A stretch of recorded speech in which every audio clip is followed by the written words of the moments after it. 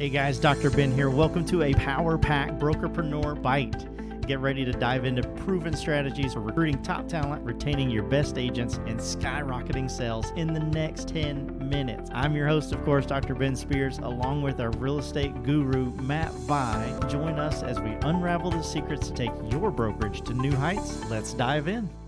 So I can't believe you reeled me into this. Train. You have to train the agents. You have to be responsible for training the agents. You have to take your training seriously, right? And I mean, we talked about in another podcast, you need to journal your training and all that kind of stuff. Well, we talked to Annette. We talked about journal training, right? Absolutely. With Annette Bryant Yeah, when she was on. Yep. So you have to make sure you're training. But here's what you need to make sure that you're doing whenever it comes to training. Your targeted audience has to make sure that they know that not only do you offer the training that is the core of what you would call training to be, right? Your contract stuff, all that kind of stuff. Yep. But they also need to know that there's next level stuff going on. They need to know there's mastermind stuff going on, right? So your new agents, they need something completely different than your first, second, third year experienced agents. Different than your team leaders, different than all that, right? Yep. They all need something very specific to where they're at. But let me say this really carefully, right? Don't ever overestimate the importance, or would it be underestimate? It would be underestimate the importance of making sure that everybody's got the fundamentals. Yeah. Right? So here's how I would approach that for what it's worth. I would have my fundamentals be somewhere that, sales meetings, something like that, so that everybody's getting it. So you're not pointing to that experienced agent and saying, hey, no, you can't put a yard sign in the yard until you got a signed listing agreement, even if you've been doing this 40 years. You can't do that, right? It makes it very difficult, and it's insulting and all that kind of stuff. Sometimes they just get in a hurry and there's circumstances and all of those things. That's the kind of stuff you say in front of the crowd, right? Go download our sales meeting guide. Sales meeting guide talks about, how to put training into there so that it's integrated in it. And then you just have fundamentals of what's going on inside that training guide. But you also need to have the other specific stuff. And you need to tell everybody when you're recruiting. In the interview process, you need to tell everybody when you're recruiting. Okay, so let's say Ben is an $8.5 million producer, like he did in his first year in real estate, right? Let's say we're on year 2. So I'm going to talk about new agent training with you because I want you to understand we're in a training environment. I also want to talk about training for where you're at right now, and I also want to talk about training for you going forward. Okay, so I would say something like, well, Ben, we do have a lot of training that I know is going to be really beneficial. I know you're not a new agent, but we do make sure that new agents that come on board here, they get these 5 things because we think those are fundamental in their training. You're welcome to take that if you'd like to take that. Of course, I know your experience, you might not necessarily need or want to take that. I'm not going to require that you take that, but I just want to let you know that part of our organization, we take training really seriously. And so those are some of the things that our new agents are going to experience. Now, here's where you're at with this. Here's some of the training that we typically offer people that are in this production point or do this many transactions a year or whatever it is, however it breaks down with you and your specific situation. Is there any of this training that you think would really be beneficial to you? And then after you have a little bit of conversation, you'd say, well, if you decide that you want to create a team, or you've already got a team and you decide you want to take it to that next level, I would be happy to train the agents up to a certain point that you've got in there. If you want me to, or you can do it, we can assist however you want to assist. Plus, I'd also like to get you in some mastermind groups just so that you can kind of collaborate with other people that are killing it just like you are. Yeah. So I've talked about training all the way across the board. Right. So I've talked about brand new all the way through. Okay. So some of the times experienced agents, you're going to hear this, and this is going to be a lot. Okay. Remember, I've done thousands literally of interviews. Okay. Right. So you're going to hear this a lot more than you think you're going to hear this. I really would. It wouldn't hurt me to go back and take some of that training. I just kind of like a refresher. I can't tell you how many times I've heard that. And what they're I can believe that. I mean, the people, your most successful people never stop training. That's right. And they know that they can go to a 2-hour class and they can learn one thing in that 2-hour class that makes them thousands of dollars over their career. Yep. They know that. So what you have to do is you have to make sure you put that on display and you don't tell them things like don't train. Yeah, I don't know, guys. I mean, I've spent this entire podcast giving you nuggets on how to fail. And it seems as though, Matt is just sold on you guys succeeding. I am.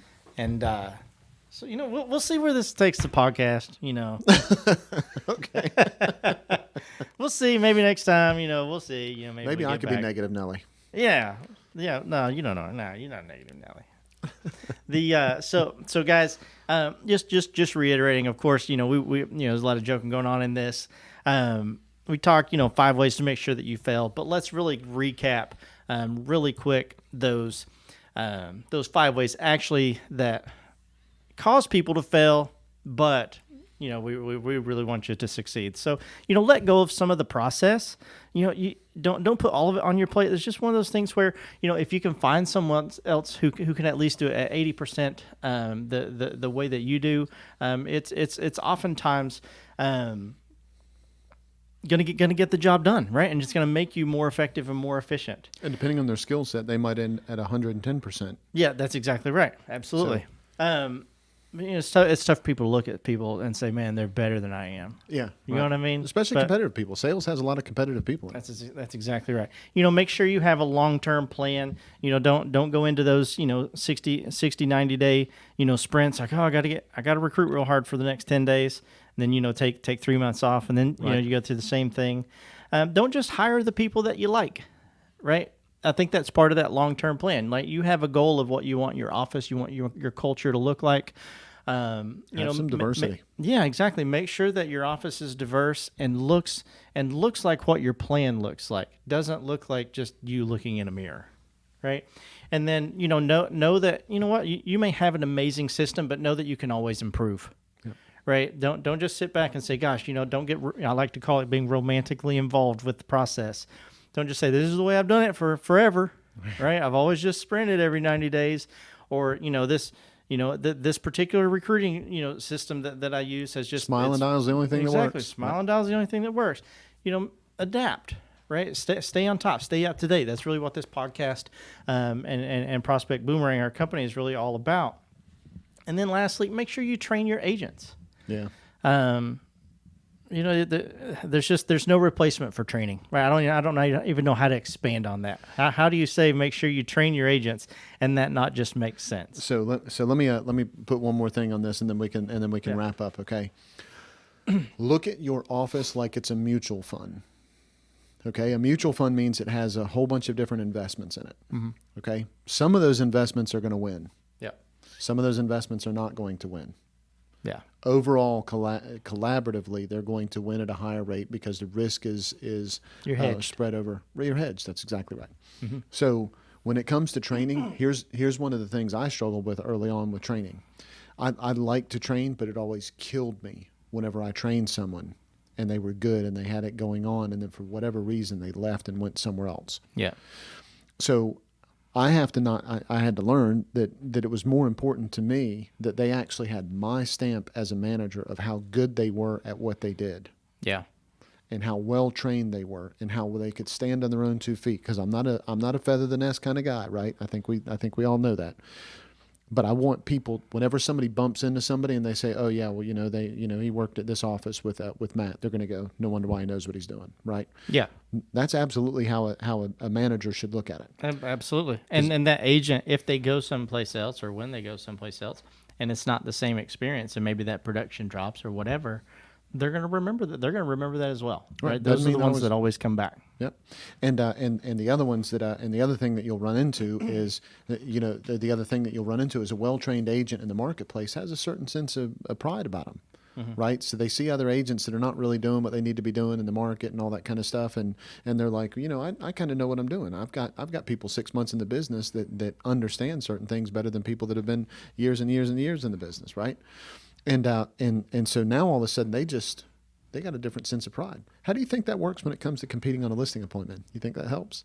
No, you think? Yeah, it absolutely makes a difference. Yep. So some of your investments in that mutual fund, some of them you're going to lose on, yep. right?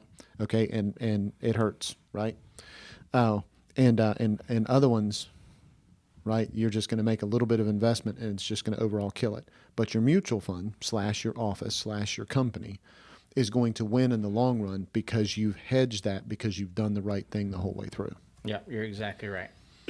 So guys, if we've gone through this list and you're like, man, all 5 of those things that caused me to fail. I'm doing those.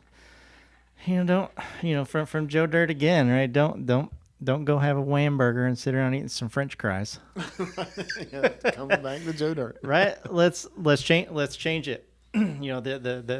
The whole purpose is to get better every single day, even if it's 1%, to make sure that our office grows and is successful, for the long haul, to the end of that long-term plan. So, guys, if you are listening to us on iTunes, Spotify, Stitcher, or Deezer. Stitcher.